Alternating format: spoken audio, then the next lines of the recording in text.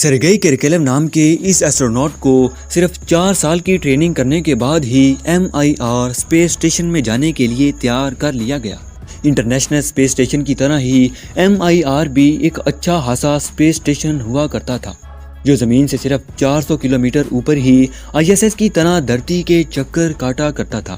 Russia کا یہ space station سب سے پہلے 1986 میں اسپیس میں لانچ کیا گیا تھا، اور یہ ISS کے بننے سے پہلے بھی وہاں ایگزسٹ کرتا تھا، جس سے اندازہ لگایا جا سکتا ہے کہ رشیا کا اسپیس پروگرام بھی ناسا کے مقابلے میں کچھ کم نہیں ہوا کرتا تھا، اور صرف 4 سال کی ٹریننگ کرنے والے ایسٹروناٹ کو اتنے بڑے مشن پر بھیجنا سرگئی کے لیے بھی ایک اچیومنٹ سے کم نہ تھا، اور ہرکار 1988 میں سرگئی کو اسپیس میں بھیج دیا گیا۔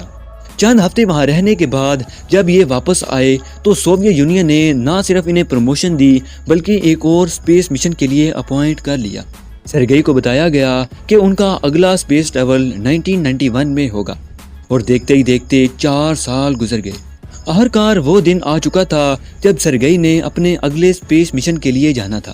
انہیں کہا گیا کہ آپ صرف 5 مہینے MIR اسپیس اسٹیشن میں رہیں گے اور پھر آپ کو واپس بلا لیا جائے گا۔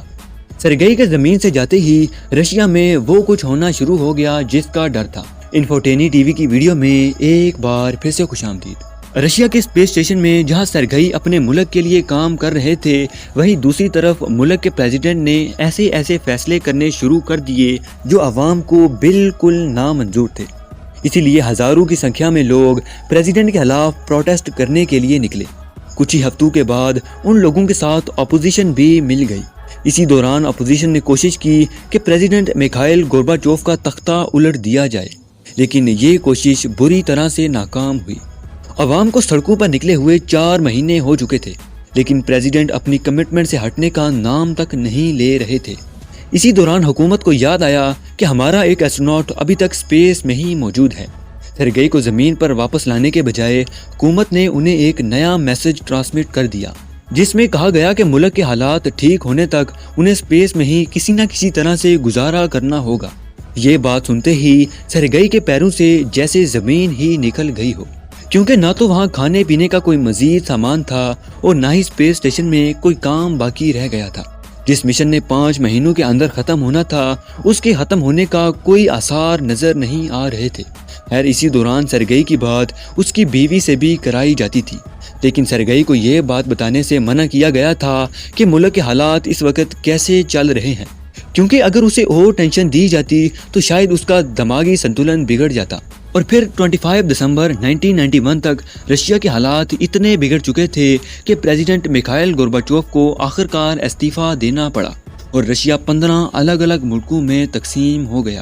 اسی دوران نئی حکومت کو پھر سے یاد آیا کہ ہمارا ایک ایسٹروناٹ پچھلے 11 مہینوں سے MIR اسپیس اسٹیشن میں پھنسا ہوا ہے۔